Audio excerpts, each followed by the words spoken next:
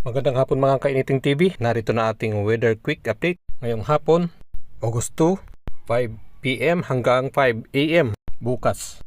Hanging habagat pa rin ang nakakaapekto sa western sections ng Visayas at western section ng Mindanao. Dahil dito magiging maulap ang kalangitan, may kalat-kalat na pagulan, pagkulog at pagkidlat. Sa western Visayas, Negros region, Palawan, Northern Mindanao at Zamboanga Peninsula.